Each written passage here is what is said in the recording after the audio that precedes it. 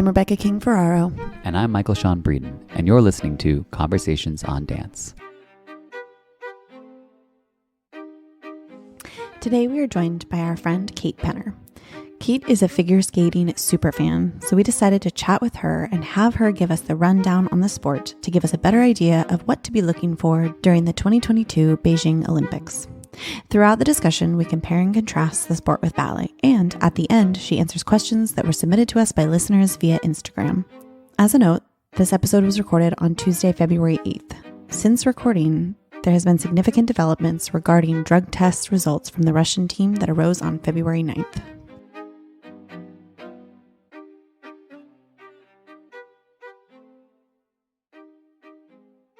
We are joined today by our friend, Kate Penner. Hi, Kate. How are you? Hello. I am doing really well, but exceedingly sleep deprived. And we've only gotten through 1.5 events. You're, of course, referring to your sleep, being sleep deprived because of watching the Olympics and figure skating, which is exactly why we have you here today, because you know what's going on. We don't know what's going on, but we know we like to watch it. And I think that a lot of our listeners probably feel the same way, especially because there's that connection kind of to ballet. So we know a lot of ballet dancers want to watch it or enjoy watching it. So we want to hear from you. We want you to give us some primer, give us some info. We're going to talk about some of the crossover between ballet and figure skating and that kind of thing. So we're going to dive in. But before we start, I want to hear your origin story and how you became the most super fan of all super fans of figure skating. Okay.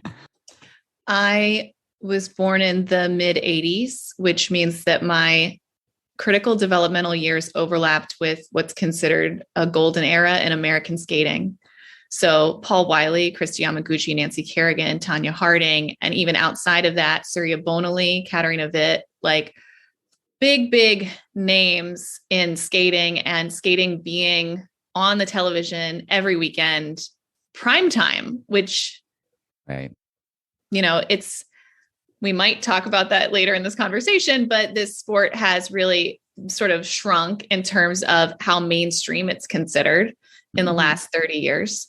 And so that was the beginning. Like, I was very interested, and my parents are more sort of like sports leaning people in terms of the physical activities that they do. They love the theater, and they were really excited though to see me interested in a sport. And so like, I was going to Champions on Ice. Like, we were seeing this live. It was thrilling. Cool. But then there was sort of like a pause. I mean, I was still watching the competitions all the time through middle school, high school. And then I got to college, and YouTube launched in college. And I remember being part of this conversation in the dining hall where we were like, why would anyone want to watch streaming video? Like, what is that? What are the uses of that? We did not have smartphones when YouTube launched, right? We did not have all these things that allowed us to be able to, like, do you tape it on your digital camera and then upload it? That's so weird, right? So this one afternoon, I remember sitting in my room and I'm procrastinating some substantial assignment. And somehow I thought to search for Nancy Kerrigan, and I found a video of her short program from the Lillehammer Games from 94. And this was a tape that I had like worn out.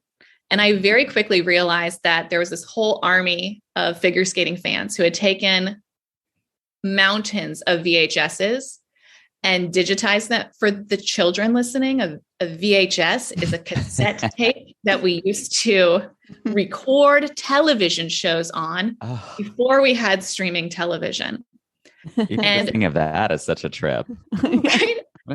There were all these fans who had been recording figure skating competitions faithfully for decades. And they had digitized them all and edited them down and uploaded them. And there was this shorthand that I noticed. And this was before YouTube was like, do you want to watch this next? Or just started playing the next video without even asking you. Right. So I type in another name, and another name comes up, and I type in someone else. And before I knew it, I was kind of off to the races. I would look up like everyone who skated in a certain competition, and I would rewatch that entire competition from start to finish. And I was like, well, if I'm procrastinating, it'll not really be as bad of procrastination if I'm learning about it. So I started giving myself the jumps and the spins and the footwork sequences. And that was kind of the rebirth. So that was the mid 2000s. So you never tried your hand at ice skating? I did. You did. When it came time to think about lessons, my parents, I now see, sabotaged my development by being like, you know, that skating happens in the middle of the night. You know that? You have to be there at 4 a.m. And I was like, 4 a.m.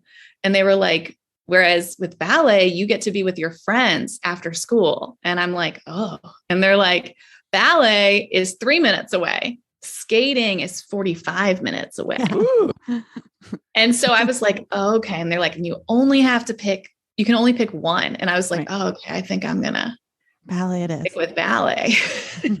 But I have tried my hand as an adult a little bit. Right. So what are some of the differences though between the training? Like why would they not necessarily gel with one another? Like could someone conceivably do both? There have been a few people who have done both. And I think similar to ballet coexisting with anything else, skating is very similar that at a certain age, there's just too much time commitment required. Right. Mm-hmm. And then there's too much physicality that's quite specific to that form. So there's a lot of concern around injury, and it's also very expensive, very, very expensive. Mm-hmm. But sort of on many fronts, usually the other things tend to peter out eventually. Right. Right. Can you tell us some of the differences in the training? Because you've already brought that. I mean, that's fascinating to me. Why is it in the middle of the night? Like you already have, it's by yourself, it sounds like, right? You don't have like group skating training as we do in ballet. Like what are the primary differences? And you've also brought up cost already. Give us a rundown of what training and skating is like. Well, first, I'm just reclaiming my identity as not being a morning person. There would be some people that would describe that as early morning, but I refuse. If the sun is not up, this is the middle of the night. We are at the rink early. It tends to be by seniority. So the people who have more normal functional hours are the senior most experienced people at a particular club.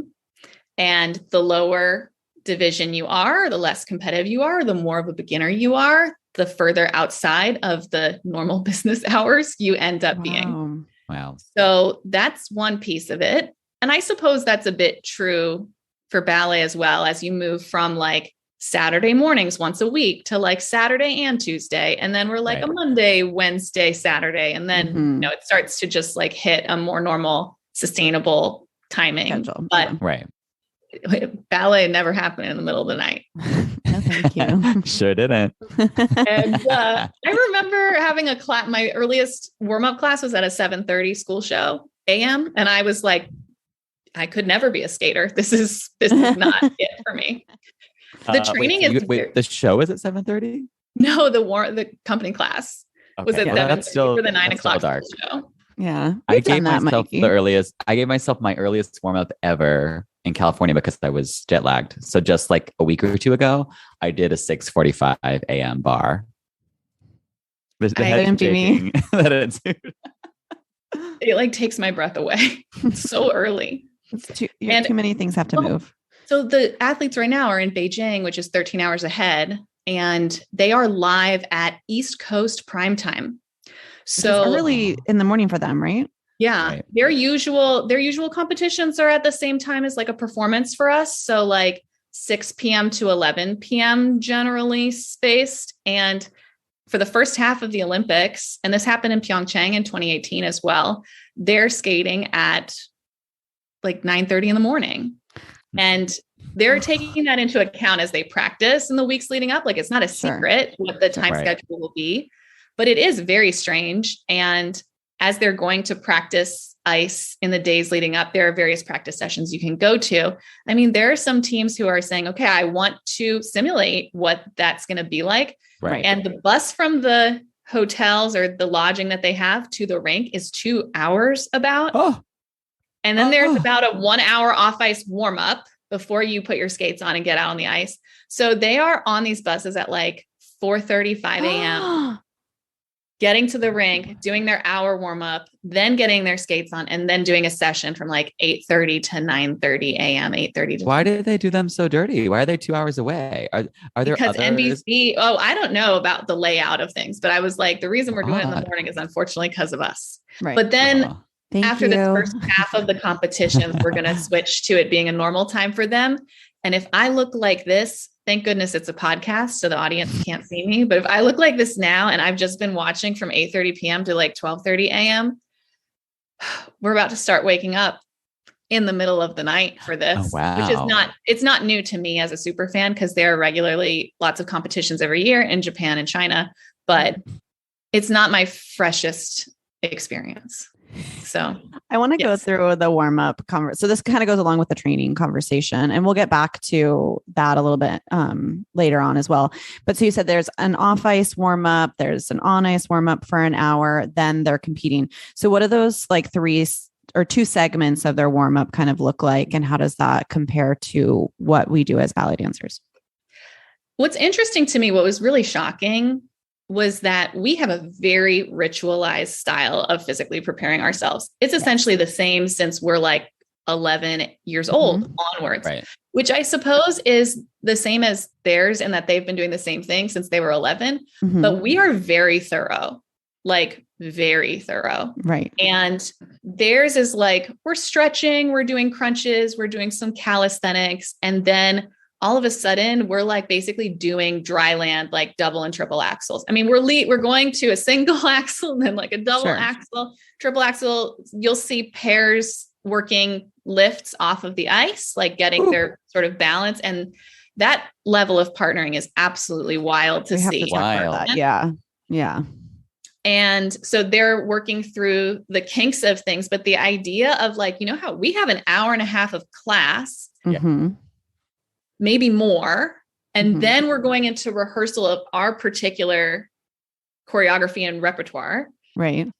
Theirs is like that hour, that amount of time is like from cold stretching to we're doing stuff off the ice to then foot preparation, oddly very similar. I mean, like we're taping toes, we're like wrapping ankles, we're getting things situated in the boot. There are a lot of foot and ankle injuries, which probably surprises absolutely no one. People are like, wow, how do they land on one leg so hard? And I'm like, well, sometimes not. It hurts. Well, yeah, like this is very taxing. There are not a lot of secrets. I mean, it's incredible what you're seeing, but yeah, the pounding is very serious on the same leg. Every jump, someone lands, you have a landing leg and that is your landing leg. I mean, but they do that, you know, some of them do Pilates, some of them do yoga. Some of them sort of are jogging in place. Some are mixing all of these things. So and then we're getting like laid out, like you're saying, like we all do, like if the 3 of us were to do a class, it would be very, very similar. But if we were figure skaters, we would maybe do something completely different. Yes. So, and everyone almost sounds like a warm up that someone might do before their ballet class. Right. That's what I was going to say. It's like, I need to do yoga before I start this bar. Right. Yes. And that's so weird. Yes. So wild to me. Wow. To me, I'm like, and you're about to skate out onto an ice cube. Like, I'm just like, we're not warm. Like what? Yeah. We're getting that deep warmth from the inside out. You know, that's what you need for that. Yeah. Wow. It just, the level of warmth that I would need would be like an August 21st steps on Broadway, no air conditioning, like just, I am like silly putty experience before I could feel confident enough to go out and do some of those things. Right. And they're just like, you know, we're doing high knees, we're doing some like lunging, we're stretching. And then it really is much. It's not that they're not warming up. It's that their understanding of warming up is just, it escalates much more quickly. Like, yeah. And then they have on a normal practice day, their sessions, it kind of depends on length. If you're a young skater, your day looks very different from these skaters, but your session might be an hour. You're working on, at certain parts of the season, you're working on certain segments. You might be working on building a program. You might be working on training a new element. And then once you get into the competitive season, you're trying to get through a run through, hitting all of the elements as high level as you can. So each of these elements have different added features that make them more and less difficult. And so you might be saying, I'm going to try to go for a higher level of this particular element this season. And once you get towards September, October, you're trying to really go for consistency for those goals, get through those warm-ups and run-throughs again and again and again. And hopefully the goal is by the time that you're in the competitive season, you're not doing substantial training of new elements. You're trying to get consistency behind you of the things that you have figured out over the summer. But when you're at a competition, you get your hour, you're probably working on a couple things that you have planned out with your coach who's standing at the boards. And the coach is like so important, especially at the Olympics, where I would just be beside myself every day with anxiety and nerves. And then you'll go back to the dorm. And then the next day, like when you have a competition, there's usually like a 30-minute kind of warm up and you go off the ice. When they go off the ice, this is what's so anxiety inducing. Okay, I'm going to say later, but they go off the ice, they take their boots off. When it's time to skate, you have a 6-minute warm up. You skate out there, they introduce the people in that group. You have 6 minutes and everyone is trying to do their warm up at the same time. And there are like some right-of-way rules, but as we all know, there are right-of-way rules in a ballet class too. And these people are moving much faster than we do on dry land. Right. And they're not used to having people around them. Like in ballet, we're used to having people around us. That would just be so awful. Yeah.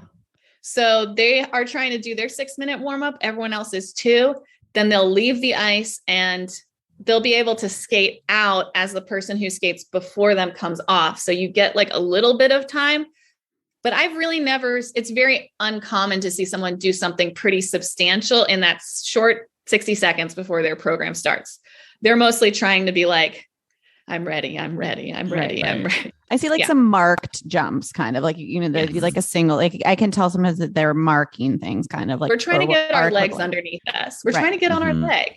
Right. But as someone who I used to just do the whole ballet before the ballet went, I just that gives me such anxiety. I'd be like, I would just, for hoops and Nutcracker, I have to do my double 6 times. That's the magic number. And then I'll know that it'll go well in the show. But, you just missed that one. And now you got to try again. And but they're just like, I'm doing my quadruple axel into my other thing. And what's interesting is that you will see the psychology completely diverge. Right. Like you will see people just like you. And I encourage everyone who's listening, this is not paid by Peacock, but if you have $5 to spare, the Peacock app allows you to watch the 6-minute warm-up for each of these in this continuous stream.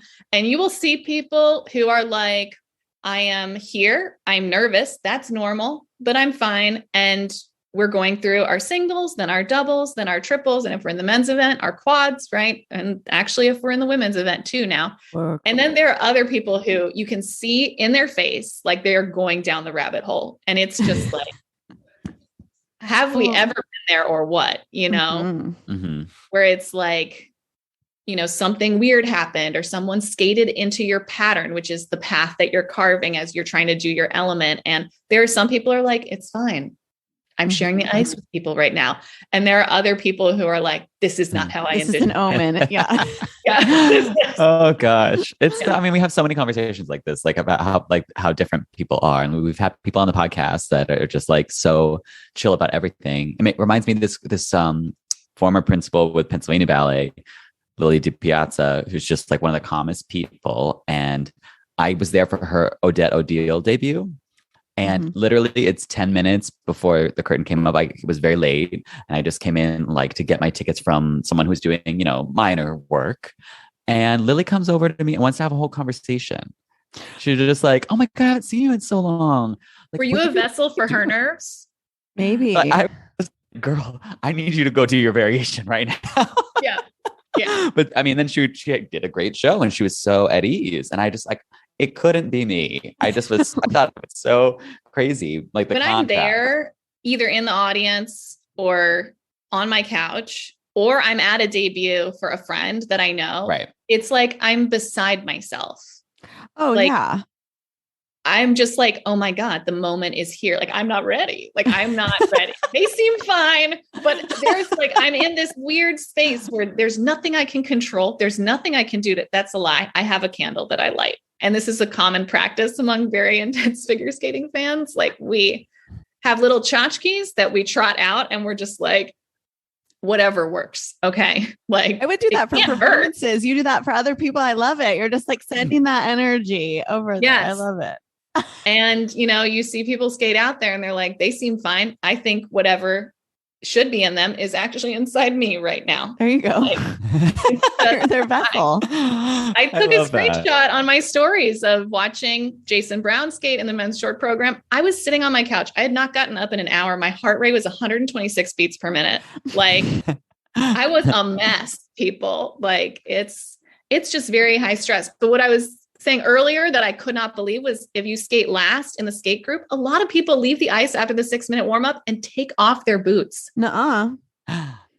Yeah. No. And then relace them. You know, they listen to music. A lot of them have like beats, like really noise canceling things. Most of the time, they do not want to know what the state of the scoring has been so far that evening, because it ultimately does not really change your goal, which is to skate as well as you possibly can. So a lot of the time when they're sitting down to kiss and cry after they have skated is the first time that they're looking at the standings. And sometimes you'll see people be like, oh, what happened earlier?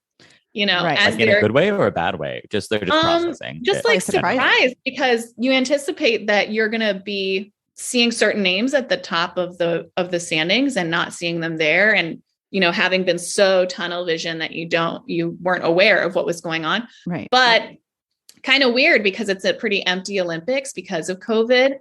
Yeah. It's very hard usually with a full house to not feel the energy of whether people are doing really, really well or really poorly. Right. So it's the fact that they take their boots off and then put them back on. I'm just like, absolutely not. No. Like, I would be working for a day up until that moment. Well, it used to make me panic when dancers would change their point shoes in the middle of a show. Yeah. Like, I know people would do that, like in a ballet, like theme, like it'd be like first variation, and then I'm going to change them before the pod, like stuff like that. Like, but you can but you can be in the back there, like up on point, feeling what it feels like, and like you can't with ice skating until you're like out there. Right. Let's go back for a second. There's so much to talk about.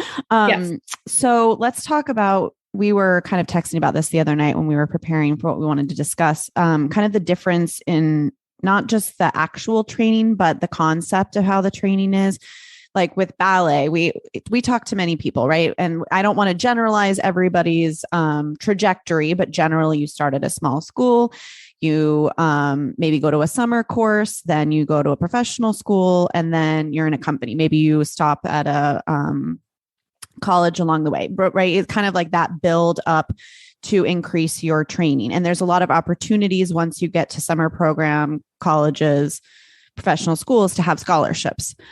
So to help dancers who might not otherwise be able to afford their training.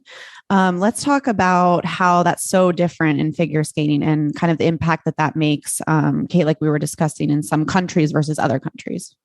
Yeah. The United States figure skating is exorbitantly expensive, and it's on the skater's family, that them as individuals, to pay for everything. So not just the coaches, but a choreographer to make the programs, a music editor to cut the music, which I know there are people who are like, I can't believe they pay people for that. It sounded bad. Like, sometimes the music cuts are very preachy to our ears. Pilates, off ice, you know, PT, if you have any PT, any additional. So frequently, if you want to address a particular skill like spins or jumps, you might bring in a specialist to work on that. Those people cost extra. Wow. It is really wildly expensive. It's like a year of college tuition from a very early age onward. Wow. And what is difficult is, like in ballet, you know, we do a lot of, you're kind of describing this funnel where you start at your local school and then you move to a slightly better school and then you move to another better school and then you're in college. And really the goal is to create like a person who has some longevity of a career This is really an Olympic sport has a very different timing to it. So there's a lot of emphasis behind speed of getting those elements together, learning how to jump very, very quickly, learning how to jump and then do doubles and then do triples. And so you'll find people are really, one, the number of people that we have moving through the pipeline in the United States is extremely small based on where are rinks and who can afford this. And then two, what is their foundational technique? It's entirely dependent on where they grew up, which rink they happen to walk into. And as you get to more and more difficult elements, the analog in ballet is true as well, which is a technique that can do a single pirouette cannot necessarily handle a double pirouette, cannot necessarily absorb a triple pirouette. Right. Let me be clear that jumps are more difficult than pirouettes. But it's the same idea. Whereas that if you have a kink in the system, the mistakes are not as fatal when you're trying to do a single jump than when you're trying to do a double jump, then when you're trying to do a triple jump. And then you grow because you're 14 or 15, and then it becomes more and more difficult. So the foundational technique is all over the place, really depends on who you train with. And there's a lot of speed pushing people through the elements as they move. So you'll see people at domestic national championships here who, you know, have substantial technical challenges. It's really rare to see it all come together in one person and make the Olympic team. And it's just a very, very expensive sport, prohibitively expensive. Lots of people retiring because it's too expensive. Right. So ballet has done, you know, some work in the past decade or so, primarily, I feel, in trying to make things more accessible in that way. Ballet is, of course, also very expensive, also has a problem with being elitist. But is ice skating doing anything about that? Or is it just baked into the system? Like, do they have programs where someone who's super talented, I mean, you know, like I again, this is my only reference for this, but, you know, I saw Tanya. And I mean, Tanya Harding was ridiculed for basically being poor. And how have we moved forward in the past 30 years in sport?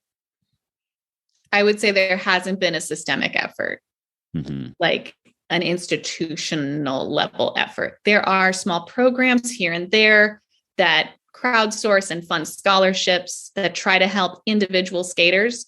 Sometimes the size of the scholarship is just a drop in the bucket. That's a challenge because we're talking like this person needs $30,000 and you just gave them a check for $1,500. Right. Yeah.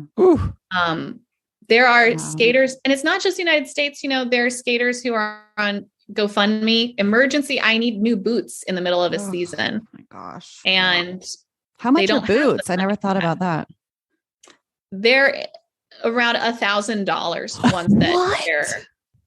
How long do they last for? Much longer. I actually think my shoes are more expensive. Probably when you add it up. Yeah, that's true. Sorry to interrupt you. Someone like, if you're an elite senior man and you're doing these quads, you need multiple pairs of boots ready to go. And you need to be ready, ideally, for the boots. Like worst case scenario, boots break down. You have a pair that you can put on. The blades and the boots are separate things. The blades get mounted onto the boots. When you're us, you're either, I only think about this as like a rental skate, or like I bought maybe like a $90 skate at like a goods store. Right. When you're that level, there's a very common blade company and a set of boot companies, and you're marrying the two together. Most of the athletes on Team USA have these provided for them in exchange for that company getting to tell all the young skaters, this person wears our boots, this person wears our blades. But, you know, when you're a young person, you're buying the boots, you're buying the blades. So if you ever happen to be living near a national championships, you will see on the concourse the boot distributors that have a stall, and all these young skaters who are so excited to get their first pair of that sort of like more custom high level. Your Freeds, if you will. That's well, actually, the boots that everyone is lusting after these days are similar to a Gainer Minden. Are you saying they're similar in construction, but like, does that matter aesthetically for a boot? It was shocking to me very similar conversation to when gainers first came on the scene. The big pushback around these boots were that they destroyed the line of the leg, that you couldn't point your foot. I mean, you can barely point your foot in a darn boot to begin with, but you really couldn't point your foot on the end of these. They were super flex. They looked too clunky. They had distracting profile to them that didn't look right. And the pushback was when they're breaking in boots, it like shreds their feet. Right. And it's so painful. They're so hard. They're trying to do so much. And it's around the ankle and down into the toes and stuff like that. Yeah. So there were a lot of people who were like, I have terrible foot injuries with every other boot, and Ideas, which are the brand, right? I don't need to break them in. They do the same thing with the hair dryer. Yeah. That gainers do where you put them in the oven or shape them to your foot. Oh, interesting. Right. Yeah. Where you can kind of get them. They're made of neoprene and non-organic materials, more synthetic. And so it's been totally almost every single skater that you'll see at this Olympics wears these boots now. It's really been in the last like 10 years, an enormous shift towards these. I can name the people who don't basically as much easier than naming the people who do. Yeah. So going back to the efforts that have been made to, support skaters in this financial capacity, what are some of the other countries doing, like say Russia or China? How is that different compared to what's happening in the US with training? Great question. Both Russia and China use the school system, which is completely different. In the United States, it's, oh, you're interested in skating, go sign up. Here it's, and then pay us. Yes. Here it's, we are casting a broad net. We are looking for people who are interested in skating. Come try out. There's a lot of questions of, are you flexible? Do you have good proportions? Are you strong? Are you focused? There's a little bit, we've seen, the Children of Theater Street, when they do the auditions for the school and they take measurements and they're kind of evaluating, would this person have a body that works really well for figure skating? Right. It offers more people opportunity. The number of students that they have moving through the pipeline is much higher. And then as they work through the system, we have tests as well in the United States, which is like testing at different levels, kind of like the Royal Academy of Dance, where you're being monitored and you're doing different technical skills. Same thing there. And if you aren't staying abreast of what's expected of you at different checkpoints, you're asked to leave. Oh, do you know what this reminds me of, Michael? When Kate was telling me this, when we were texting the other day, it made me think of Christine Shevchenko of American Ballet Theater. Mm-hmm. She was telling us when we interviewed her on the podcast that she did a very similar thing in Ukraine. Like that was how they found her. And it was very much the same, like she was very young, and the testing that they did initially was like literally looking like point your toes, bend, like how flexible are you, things like that aren't actually like do a tendu or whatever. Right. And that's another way. So I think within the ballet community in those countries, they're also doing a similar system, right? Yeah, it really, it offers way more people the opportunity to participate. The notion of continuing to participate, even if you're having mixed success developing on the technical side, is not something that it exists in those countries. Right. Like it is, once you get to the senior levels, you are funded by the government. It is a national sports federation, and it's very much part of their national identity, especially in Russia, to be very good at this sport. This is a mainstream sport for them. These young women and men are megastars there. Right. They are very high profile. When they look at sports news here, everyone is talking about football, basketball, baseball. When you look at sports news there, we're looking at figure skating. We're looking at hockey. We're looking at gymnastics. Like these are their big, that Olympic stage moment. They are representing their country. They're representing their nation and how dominant they are through that training system into the sport. So you just have way more people moving through it, and it centralizes and is very coordinated. You also have majors at universities that train the coaches through a unified technical approach, which is very different from here. Yeah. And there are coaches that differ in different approaches, but the range is not is not what it is here. There's so many similarities I feel here. I mean, because, like in France, you for ballet, you can't just go in and say, I'm a teacher. You have to be like certified or whatever through some central system. And again, like when you're talking about like how it is like purely, I guess, talent being, if we mean talent to be like, can you jump? Do your legs go up? Right. Like, whereas in America, yes, there's a disadvantage, but someone who's really talented in a different way, someone who has a beautiful movement quality or like just a special. Isn't on your timeline. Yeah. Like they're a late bloomer. Yeah. Right. Yes. But that it doesn't leave room for that in the system in Russia or China. So it reminds me a lot of ballet because like, yeah, when you think about people that have had careers here, but their body types might not be what is perceived to be perfect in somewhere like Russia. They would never make it in the Mariinsky or Bolshoi, but we love them, We do. Mm-hmm. Let's talk There's about something for everyone. Yeah. Right. Let's talk about somebody's body who I'm sure the Russians think is very perfect. And I might say, I do. It is pretty wild. I want to talk about the 15-year-old Russian woman figure skater because Kamila Valieva. She is something else. What a beauty. I like to say Camila Cabello. I was going to let you say her name because I was like, I'm going to absolutely mess that up. Valieva. Yes. Oh my gosh. It's so wild. Yeah. This is her first year competing as a senior internationally. She is 15 years old. So wild.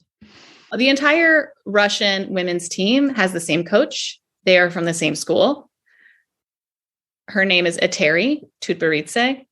I'm probably not being amazing with that pronunciation, but better than others.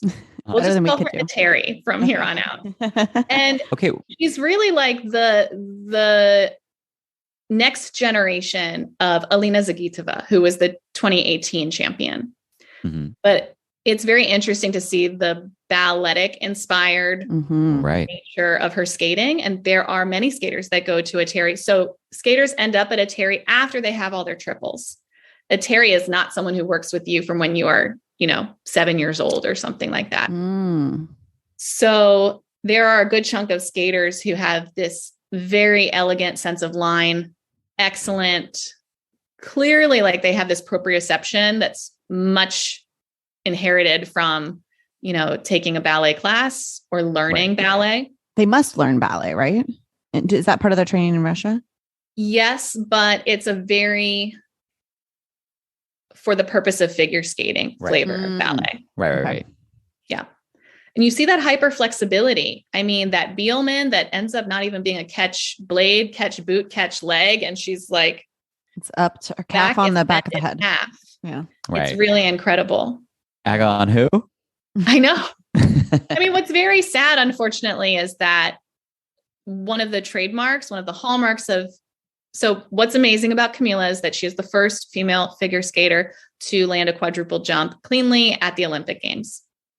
There are quite a few. All three of the Russian women who are representing the Russian Olympic Committee are able to land quadruple jumps. And that really comes from a very different approach to training.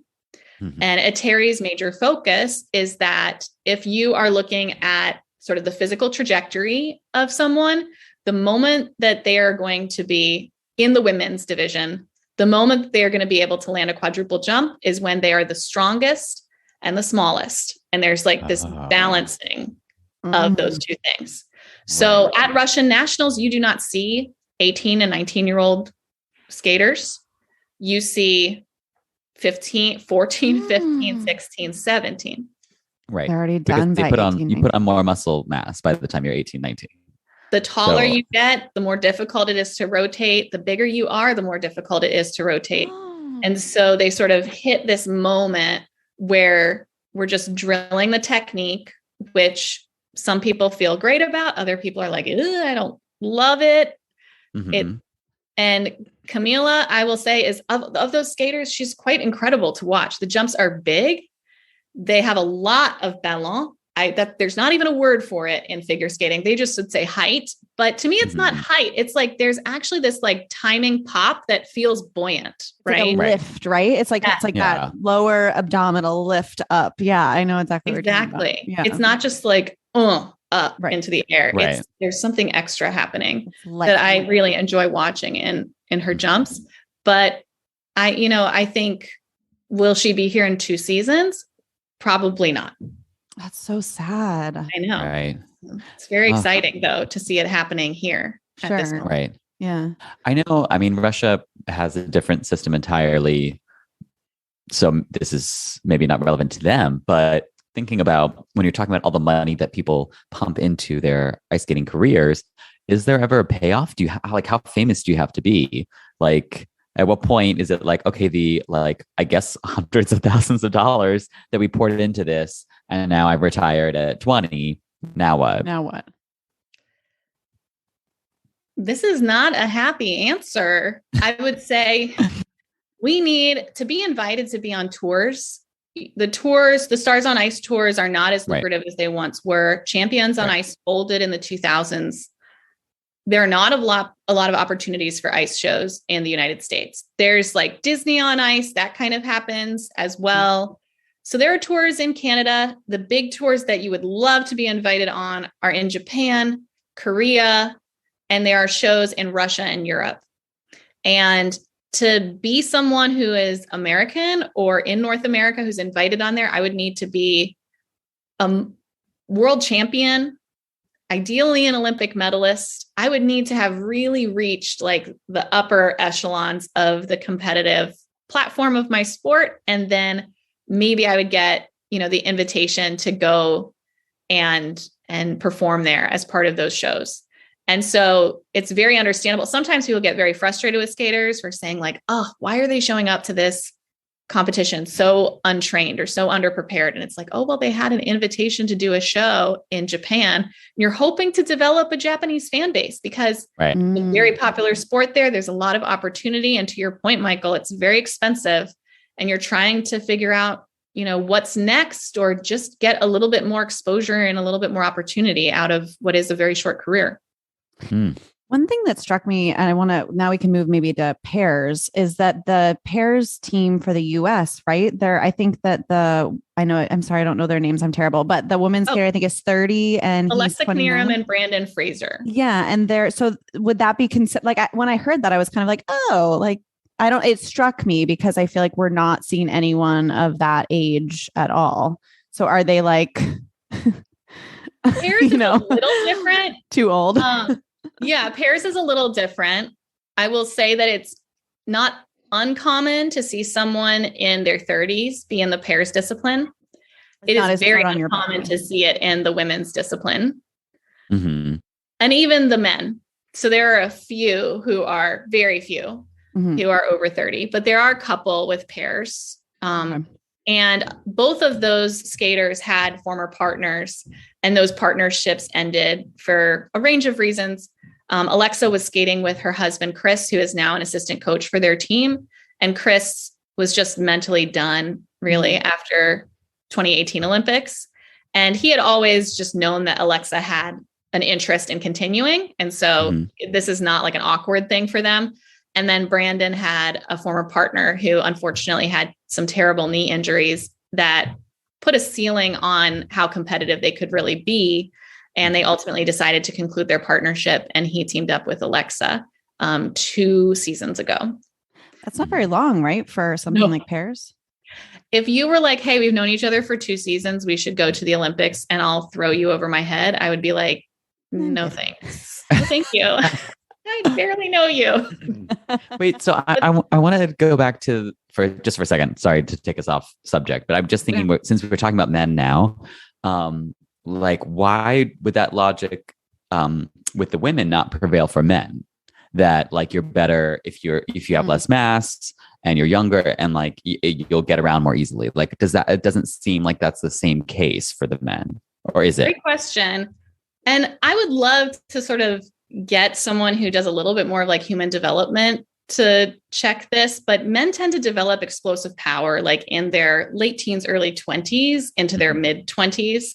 that is different from women generally in athletics. So you'll see that a lot of peaking with men in their sport tends to happen in their 20s. And especially for figure skating, we're looking at late teens is often considered quite young, but like early to mid 20s is that spot where we're mixing strength and rotational speed. Because the higher you can get yourself into the air, the more time you're going to have.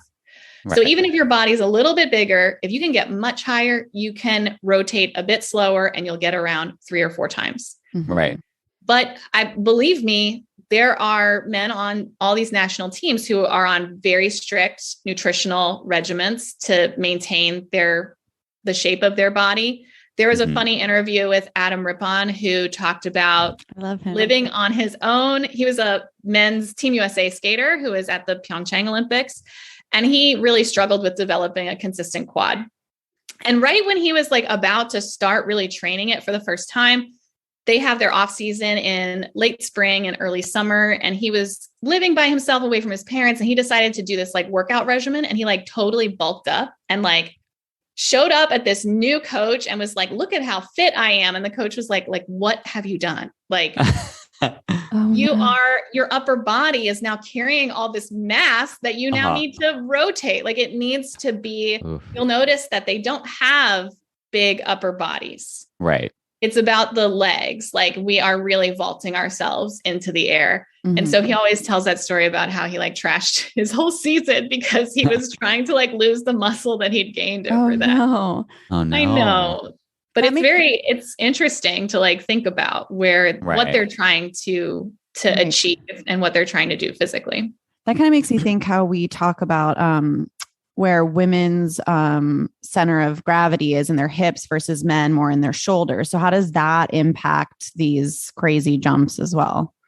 I think one thing that's really going to be difficult to see at normal speed while you're watching an event. But one of the ways that the Russian women end up doing quads is that they do this thing called pre-rotation, which is when they tap that toe pick into the ice, their upper body from the waist up starts to rotate.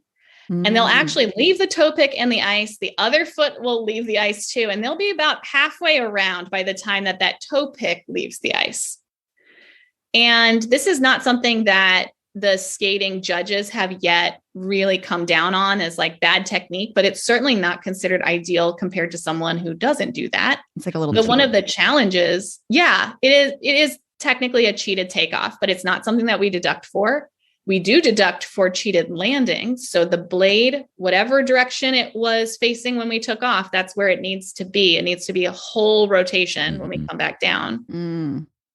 But one of the problems that you'll see is that especially the women, but really everyone who's training these, back injuries are very, very common. And especially if you're doing that pre-rotation where you're twisting and there are sort of 3 jumps, loop, lutz, and flip that are kind of an analog of en dedans direction where you're turning towards your standing leg. Those are the most affected by these substantial back injuries. So a lot of people are asking me, where's Medvedeva? She won the silver medal in 2018. And unfortunately, she like released a statement at the start of this season saying like, my back is so bad. Like I cannot do flip, lutz, and loop. Like I cannot turn opposite from where the lower part of my body is facing. And so especially within the way that the Russians are currently training, that's something that happens when you're looking at how these bodies work and how this much rotational force is having a serious effect on people. And imagine like how many reps you need to get to a place where you can be at the Olympics and land this confidently. So we're talking like hundreds, like thousands of times. Right. I know that you're probably like a flip. I don't know what that is, but it just made me think of what like an actual flip on ice. Who was the ice skater? Scott Hamilton. Oh, right. Wait, wasn't it Scott Hamilton that would do flips on the ice? Like actual Scott does flips on the ice. He puts it in a show, but Surya was very frustrated with her feeling about how she was being judged. And so flips are not allowed in official programs. You can do them in an exhibition, but she put them in a program as a I don't care what you think message. Oh. So how was she punished for that? Like just bad scores? Yes. Bad scores. it's a very political sport. So if you Let's get upset into that. people, yeah, let's get into that. She was nearing retirement at that time.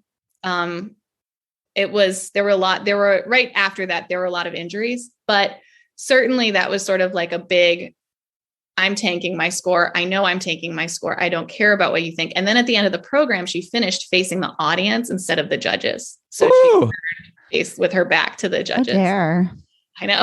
I actually didn't realize that they faced the judges. It makes sense. I just never thought about it before, but yeah.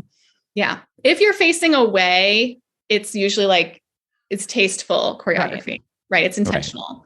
Right. But it's funny. Sometimes the boards are very similar on both sides and you're in a new rink all the time. So you'll see people accidentally get mixed up and at the end of their routine, sort of like turn around and be like, sorry about that.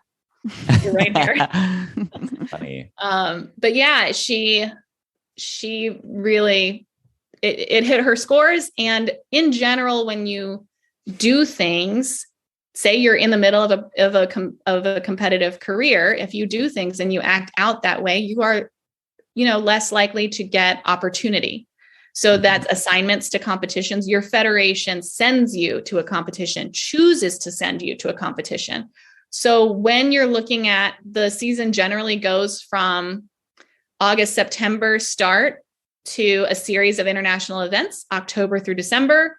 Then we have the national championships, December and January, European championships, and what are called the Four Continents championships in January and February, and then world championships in March. Everyone takes a big old break, and then we repeat that whole thing again the next year. If you upset someone, you might show up at a domestic competition, or you might show up at an international competition and not get very good scores after that. There's a lot of subjectivity in terms of how these are scored and how these are marked. And it is not great to burn bridges that you currently want to walk over. Right. Right. Who even are the judges? Where do they come from? And how do we curry favor with them? Like give us the political side of that. Oh my Let's goodness. have the rundown. The parent federation is the International Skating Union, the ISU. Inside of that umbrella, there are federations for every country that has competitors. And those federations also train judges and technical specialists and referees. So when you look at the lineup of who's sitting there, each of those judges, like when we show up to the Olympics, they actually they do a draw of which countries are going to get to judge which events. Uh-huh. And then they do a draw of like which judges will be that country's representative very close to the event. Sure. So you can, if you go into the results page, if you type in like ISU results Beijing Olympics, you can see the list of names. If you're on Peacock, you can see them introduced first, top of the event. And you'll see which countries they come from. You can sort of type them in. And there are a lot of regional disagreements about whose artistry is more ideal, whose skating skills are better, or whether skating skills are important at all.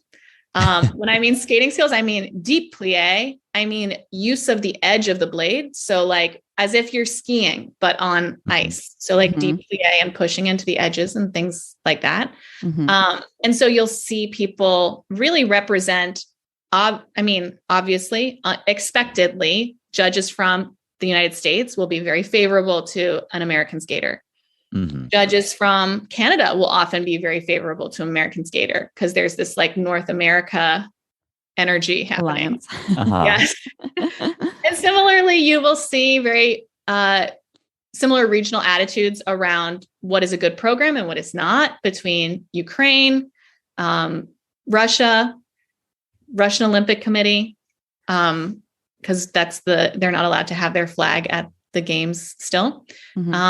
And, places like Georgia, they all tend to train in a similar style and have programs that sort of reflect similar aesthetic values. I mean, so similar to ballet, right? Like we are familiar with that. So are there different like techniques, like we would define different techniques in ballet? Absolutely. So it's interesting because there are some Russians who really exhibit that classical technique that looked like before they ever took the ice, they were definitely in a ballet studio. Mm-hmm. Right. Where body line is very much a part of this, and the quality of the fundamentals. Like, think about how gradually we build a ballet technique. That same level of care seems to be inside their skating. Right. If you're watching the pairs event in however many days away it is Tarasova and Morozov have that exemplary Russian technique. Mm-hmm. When they come out for that 6-minute warm up, they're not doing huge throws to start. They're not sort of like just shaking it out. They just do fundamental stroking. And within like half a rink, they're like flying around the ice, and they're silent, and they're like holding each other's hands. And it is just the wildest energy. Like, I have goosebumps just talking about it, because no one else on the ice can do it. And like, everyone knows, like all the other pairs know this, and they just come out and they're like, this is us now. Wow. That we could be that consistent with every other element that they do. But the shade. It's true. It's true. They're not the reigning world champions. Another Russian pair is. Mm-hmm. It's been a big problem. And so it's fingers crossed for them, honestly. But you have that feeling of like very clean technical style within certain skaters and certain regions. But you also have various values. So in different disciplines. So in the men's event, a lot of push towards jumping. For them, it is a projection of masculine values to be doing the hardest jumps and the most jumps. And if that means that the rest of the program is kind of empty and does not create a cohesive big picture performance, to them, the jumps are the paramount thing to be doing. So they would disagree with me that they're like, it doesn't detract. This is the whole point of men's skating. Mm-hmm. Right. But we disagree in the United States. We want both. That really came about with a Canadian skater about 10 years ago named Patrick Chan, who he could do both. Right. Get you a skater who can do both. I love it. Yeah. So we took to Instagram today, Kate, and we said that we were having you on the pod, and we asked people if they had questions for you, and we got some. So we want to give the people what they want and get into some of these questions. Okay. So there's increasing focus on, quote, proper classical technique in figure skating, yet ballet and skating come from very different origin stories. Can we talk about if there is and isn't any overlap, both in the past and now? Some of it we've hit on. Yes. I would say under the 6.0 system, so that's up until it was unveiled in the mid 2000s in the first Olympics, that the IJS, the new numerical system that's non 6.0, was in the Torino Olympics in 2006.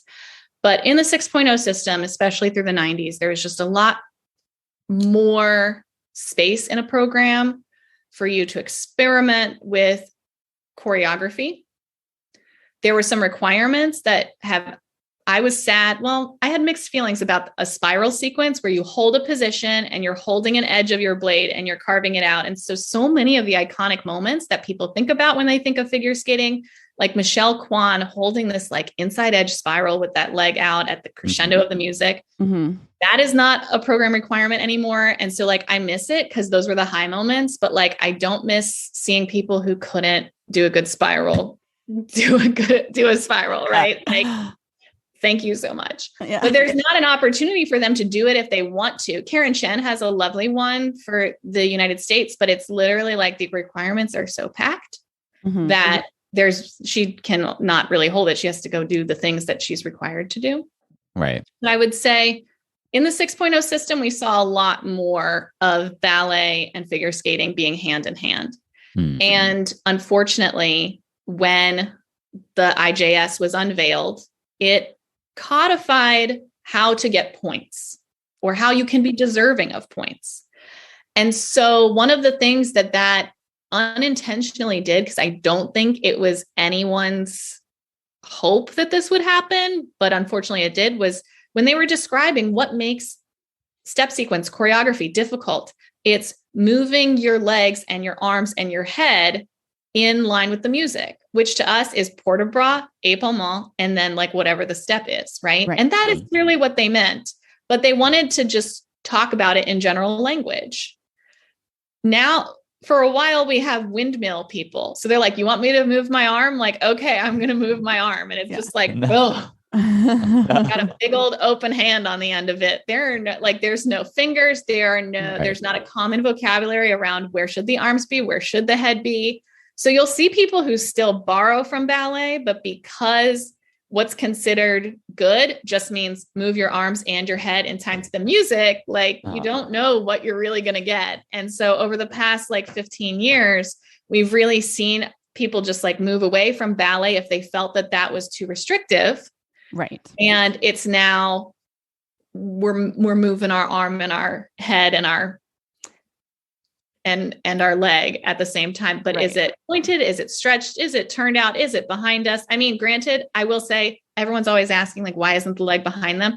I learned very early on that will make you fall over.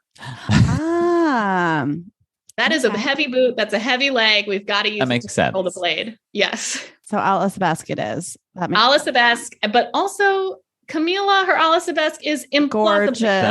Stunning. I don't even care. I just call it an arabesque. I'm like, it's an arabesque. It's beautiful. My arabesque is like at a 95 at this point, and hers is just like. But her hips also like so open and extended. It just adds to the line. It's so pretty. This is another good one from Instagram. What's a triple sow cow, and how can the world tell the difference between that and all the other jumps? Great question. A triple sow cow. So the families of jumps depend on what edge of the blade your standing leg is on. Okay. Combined with whether you are getting yourself into the air by tapping into the ice or jeting, brushing up into the ice. They don't actually say that, right? You're just explaining it for us. I am using the ballet word. No, I like it. I was just wondering if they actually used it. Yeah. No, it helps me. Then I understand. Yes. And so if I were doing a triple sow cow, which like LOL, first of all, I should also say another interesting thing is they all turn counterclockwise. So they turn what we consider to the left more naturally. Oh. So they turn to the left and they land on their right leg, whereas we generally feel more comfortable turning to the right and landing on our left leg. Are there righties and lefties? Funny. There must be. There are. And wow, a 6-minute warm up with a lefty is like, just, I hope you have armrests or a friend you can dig your fingernails into their leg or something, because every pattern that someone does to set up a jump is like the mirror image and it's just much more orderly if everyone's going on the same thing as ballet, much more orderly if everyone's going to the same side, right? Sure.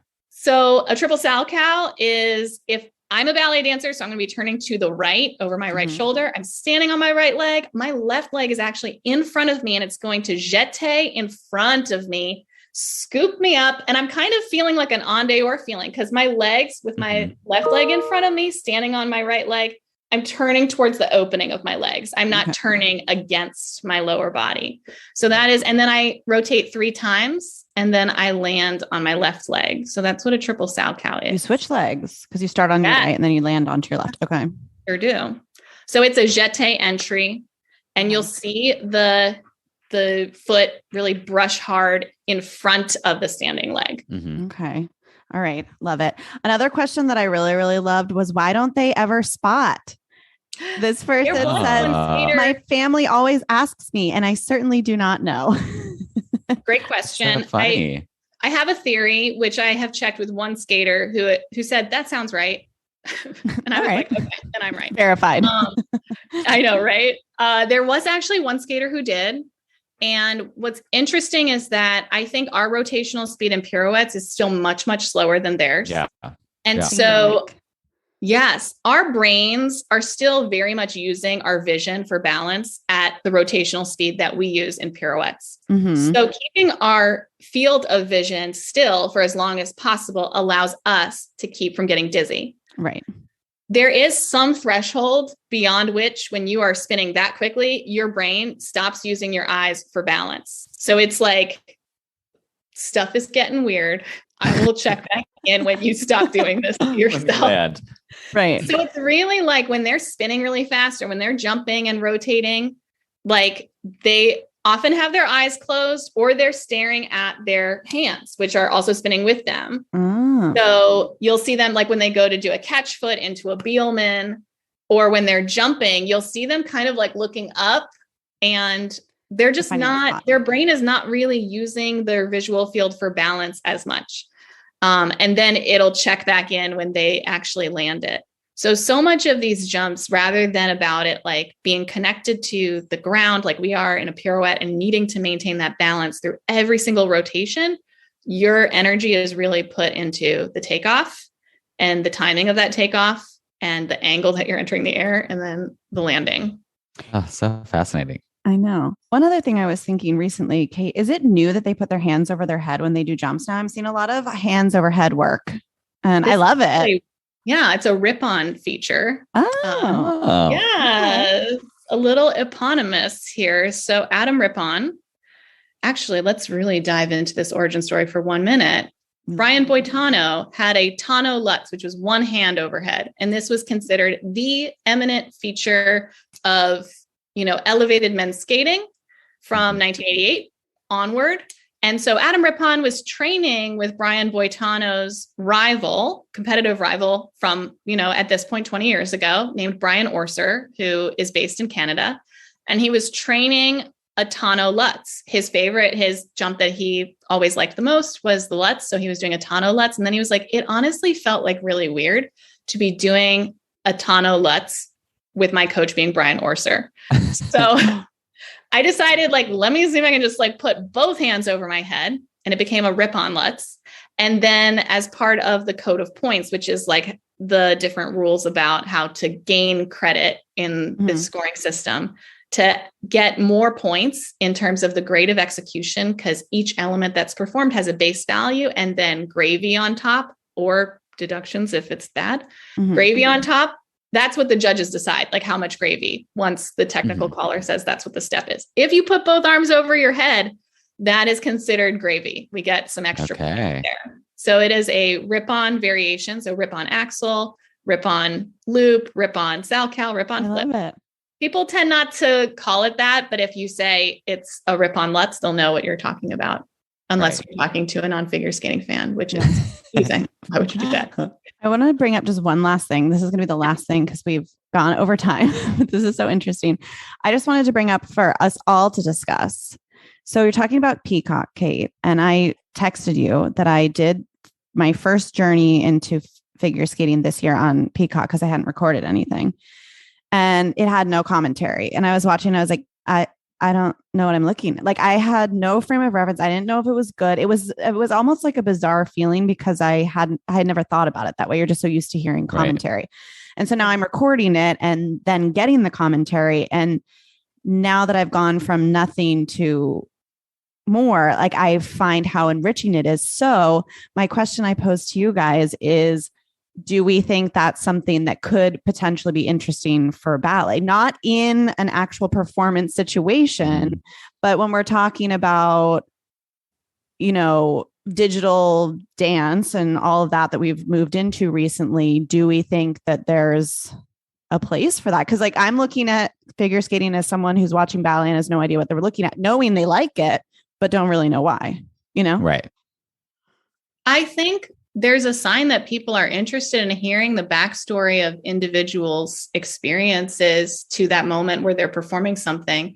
That flash footage, it's not flash footage, it's the New York City Ballet behind the scenes, those little vignettes they have. Yeah, it's like that. Yeah, where they sit down and they talk about it, and it's the voiceover continues over the segment that the person's talking about. I've always found that really interesting. I think what's hard is that with ballet, we have a smaller community of fans and followers who are ardent ballet interest. And so they're coming for a theater experience, a meditative experience. If they're going on to a video, they're usually looking for maybe something else. Right. With figure skating, there's so much pressure because suddenly every 4 years you have a whole bunch of people who maybe are watching it for the first time or watching it for the first time in 4 years. Right. And so that attention, they're not sitting down to have a theater experience. They're sitting down to understand who's going to win. Is it the person that I'm watching right now? And if it's not the person that I'm watching right now, entertain me a little bit. Right. So they'll start talking somewhat. But I do think that there's an opportunity. Look at how exciting talkbacks can be, what you guys are doing. to let people have a window into the people behind what's going on. Yeah.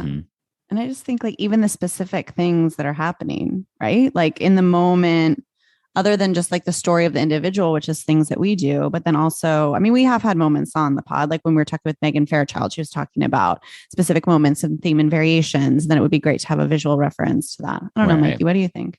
Oh, I like that idea. Yeah. Yeah. I mean, I think it's people have tried, but I guess, yeah, I think, well, we'd have a lot to say.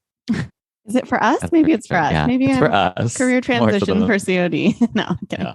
Career addition for COD. And maybe that's why I was thinking about it. I don't know. I thought it was cool. But Kate, thank you. This has been so fascinating. So good. So informative. Thank you so much for having me. I hope everyone really enjoys watching. There's lots of exciting performances coming. So keep an eye out. USA has incredible ice dance teams.